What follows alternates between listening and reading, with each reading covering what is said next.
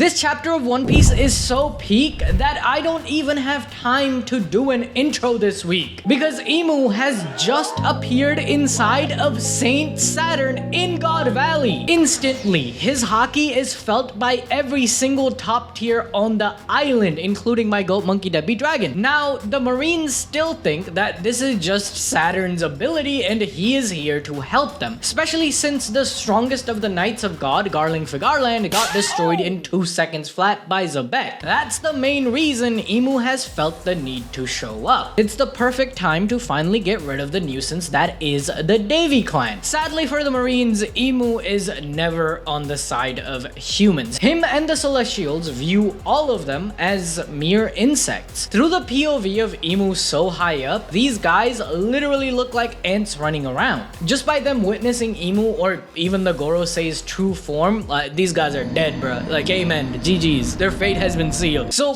Imu wastes no time in eliminating them, which makes the pirates even more confused. Aren't the Marines supposed to be on the government side? Like, why is an elder killing his own men? But before they can comprehend this thought, Imu sends his piercing spider leg to destroy the pirates as well. The top tier fighters like Roger already have felt Imu's haki when summoned inside of Saturn. With a single whiff, Roger understands the evil that has appeared and how strong Imu actually is. First thing on his mind as a pirate and captain is to make sure the treasure and his men are safe. So he asks Gaban to cover the fallen men until everyone can get away safely, while Roger will go to face this monster. An interesting panel here is of Colonel Mugren. I think that's him from the Roger Pirates, right?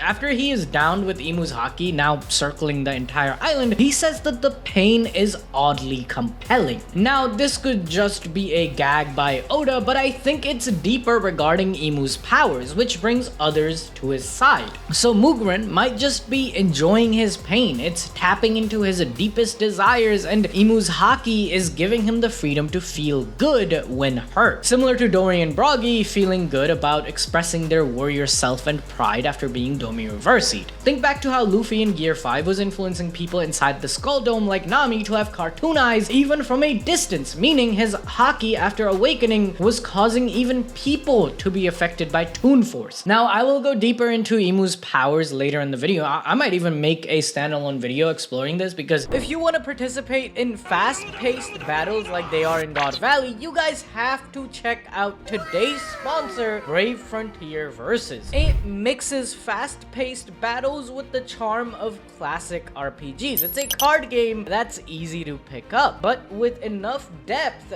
to keep you hooked. The cute pixel art pops off the screen, and matches only take 5 to 10 minutes, so it's perfect when you just want a quick game, or you can even jump into global PvP, set up private matches with your friends in the arena mode, or sharpen your skills in the solo mode. The manifestation card with stronger stats makes every fight unpredictable, letting you turn the tables and pull off clutch comebacks with over 38 million installs and over 8,600 pixel characters. This game brings that same excitement to a new form. So if you want fast-paced, accessible battles that feel like an RPG, this is the game for you. Download Brave Frontier Versus today to gain daily login bonuses from the link in the description and start your adventure. Right now, we have to talk about Garp, who has beat the allegations. Chat, let's rejoice! Garp beat the allegations! Let's go!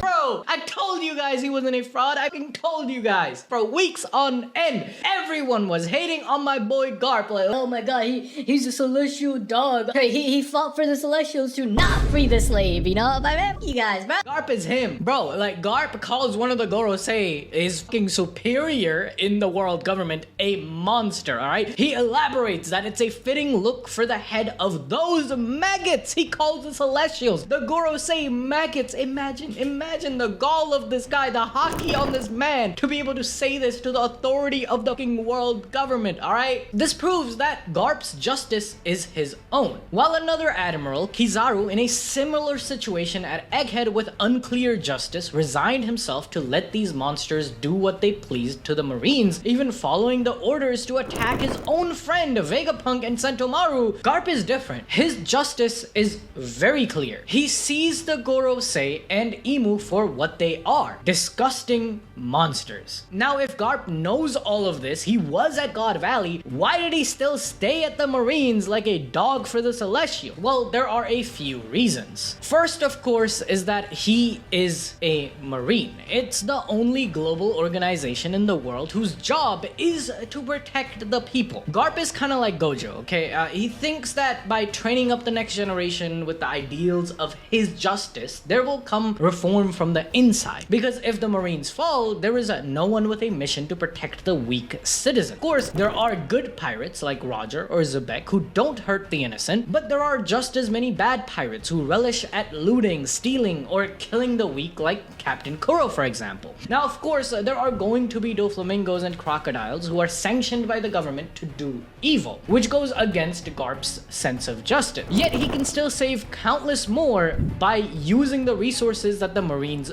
offer him and by teaching the next generation. If he can impact 5 Kobes and they can go on into the future and impact 5 other Kobes each, then you have 25 Kobes inside of the Marines in just a few generations, which we have seen with the Sword faction in the current time. That's basically the brand of copium Garp has been huffing since joining the Marines, and especially after God Valley, to stay in the Marines. Now, I also have a theory about Garp becoming a government dog after the God Valley incident to make sure Dragon, his son, isn't killed. This would have been the first time Dragon realized how a parent's biggest weakness is their child. Without Garp's sacrifice by staying with the maggots, Dragon would have been hunted down relentlessly, even more so than he is after forming the revolutionary. Moving on, Imu is face to face against Xebec, who calls him the Rat King, which is very, very significant, okay? And it goes to show how amazing of a writer Oda really is. This one word, just like the world comment from last chapter, is the reason why I love One Piece so much, okay? Firstly, this is a clear insult at the current ruler of the world, which means that you are a king that only lives off of others, basically a parasite. This is the same insult given to the Pope of the Catholic Church by Martin Luther to kickstart the Protestant Reformation in 1516. In his Table Talk Yap sessions, Martin Luther insults the Pope by calling him the Rat King. He says that the Pope is being carried by his rats. He is a parasite who takes from the people, just like how Imu in this chapter is carried by the legs of Saturn, one of his rats. Martin Luther saw the Catholic Church's higher-ups as rats that sold indulgences, which were written promises from the Pope to reduce the time a person's soul had to spend in purgatory. They used these funds to start construction on the St. Peter's Basilica, even though the Church and the Pope are the richest in the world, wealthier than even kings, which is one of the main reasons that made Martin Luther crash out on the Catholic Church and write his 95 Theses. This is similar to the Celestials asking for heavenly tribute to make sure people's countries don't become hell and overrun with pirates. And they use this money to create bridges like Tequila Wolf or Vodka Wolf that go seemingly nowhere. Now, of course, this is part of Imu's greater plan to control the world, but currently those bridges aren't helping anyone, or the wealth is used by the rats at the top however they fancy, even having mermaid slaves to live in decadence. Imu and the Gorosei are bringing no value to the world by being at the top, which would require the people's money to go to them. This is extremely intentional by Oda, especially since he's following the Christian themes with Imu and the Gorosei. From the God's Knights based on the Templar Knights to even the architecture of the Holy Land and the revolutionaries of My Goat Monkey Debbie Dragon having the Genesis and the Bible. Oda's writing is so cool this chapter that while Rocks calls Imu the Rat King, we have multiple Rocks pirates betray their crew. Man, One Piece is so fucking cool, bro. Like when I found this connection about Martin Luther and all this shit, my mind was completely blown, yeah. And there's like so much deeper that this like rabbit hole about Imu being like Satan. There's a video that we've been working on for the past few months. I don't know when it's gonna go out, about all the religious symbolism in One Piece explained. And when you look at how deep Oda goes into these religious themes and just talking about different cultures in One Piece from our own world, it's like Oda is a fucking genius, man. Alright, coming back to the chapter, yeah, the coolness does not stop there. Rocks, after being called Davy Jones by Imu, says that he's not Davy Jones, yet he believes that promises are meant to be kept. Which makes me wonder if 800 years ago, to defeat the Ancient Kingdom and Joy Boy, Imu made a promise to Rocks' ancestor, Davy Jones, who was likely a rival to Joy Boy in the same sense that Luffy and Teach are, so he would fight alongside Imu. However, this promise was never kept after Imu won. Now, with all of the Christian motifs around, y'all know about our balls deep Imu D Judas theory that we've had for like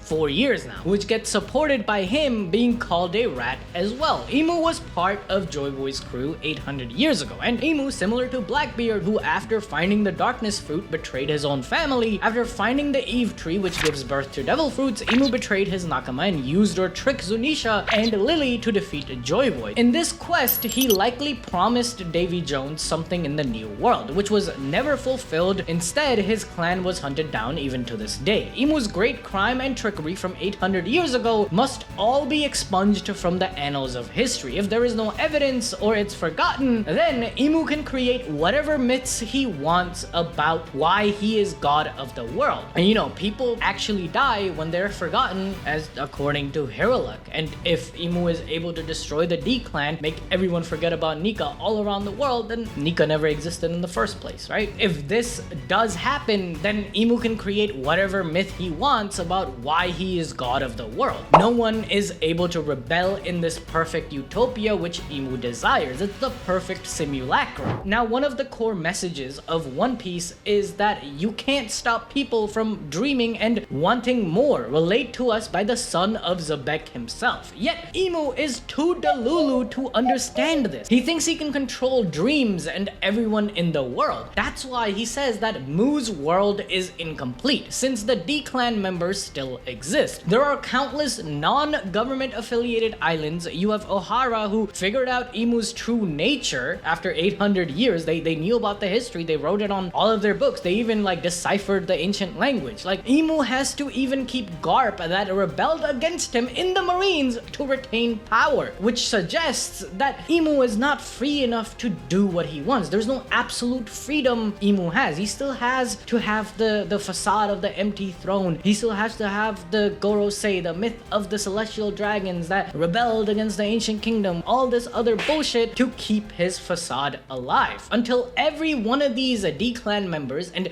every remnant of the history of the world is destroyed by the Great Flood, resulting in Imu having no challengers to whatever myth he wants to create. This world right now is incomplete. Imu doesn't have total control yet. Now, Xebec, to his comment, just says that the world isn't yours as he slices him up. Every person has a right to exist and exercise their freedom. Just like Martin Luther questioned the Pope's divine right to rule the Christian world, even calling him the Antichrist, Xebec questions Imu's right to rule the world. Moving on, as Xebec is fighting against Imu, everyone on the island can see their fight since how massive Imu is. While the Marines ask Garp if they should back up Saturn, he has a wild grin on his face and he says, yeah, let's go back them up. His men are like, hey, what do you mean back them up? Who are you talking about? You didn't say who to back up. They're literally like pulling Garp, right? They're like, yo, stop.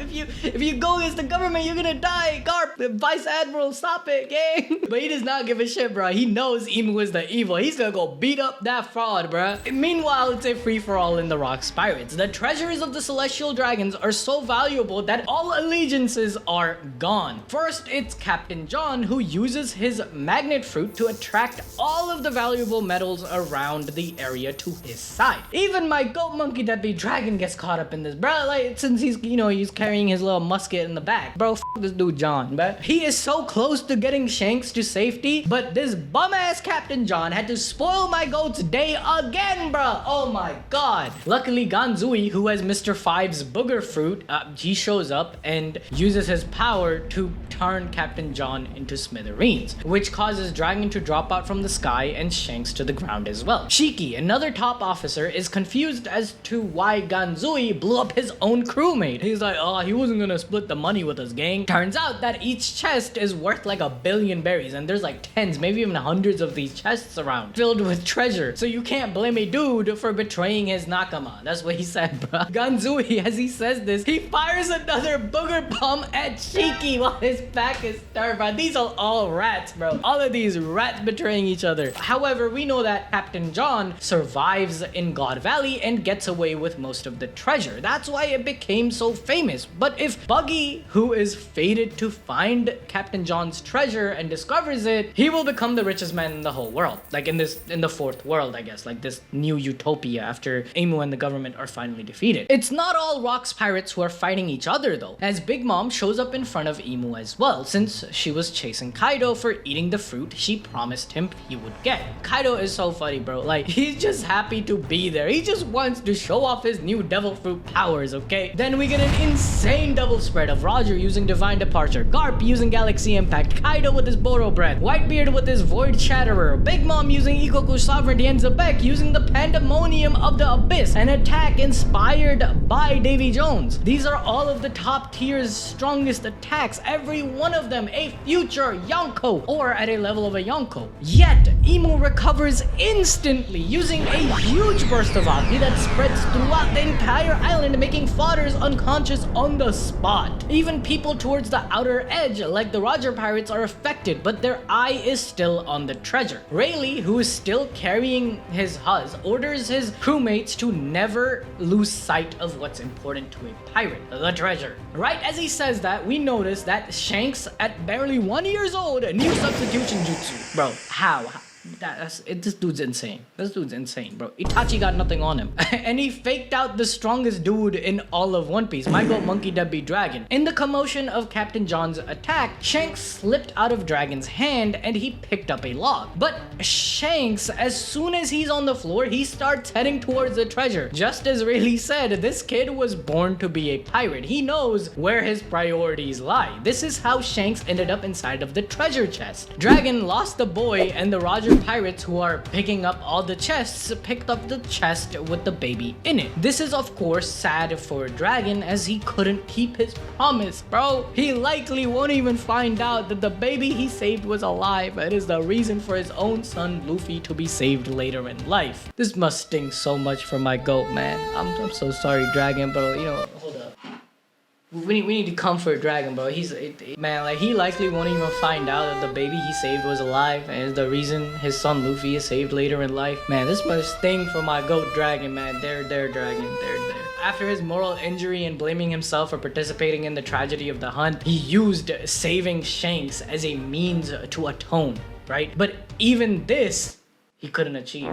Like, perhaps that's why he leaves the Marines to try and save every person he can. Now look, this is not a Dragon downscale, okay? He wasn't affected by IMU's haki. He is goated for that. Now Shanks using substitution jutsu, this is a future Yonko baby, bro. Like, come on, it's a future Yonko baby. Son of Garling for Garland, alright? One of the strongest Goroseis. Of course, this dude is him since birth, okay? Matter of fact, this might be Dragon upscale since he tanked Captain John's attack, plus IMU's haki, and Shanks was still unharmed. So, you know, W to my goat Dragon. He's the best. He's the strongest. Honestly, low-key, like, if you think about it, right? Like, all these top tiers, they're fighting IMU, and, like, they're low-key about to lose. Like, even Rox loses. Like, Rox's wife is probably gonna die. The one who's gonna, like, come out even stronger is Dragon. That's a Dragon upscale. That's my goat right there. That's my goat. That don't make no sense. Coming back to the IMU fight, Big Mom wants Kaido to pay her back for the fruit, which she promised she would give him. Roger and Garp are fighting about whose attack was stronger,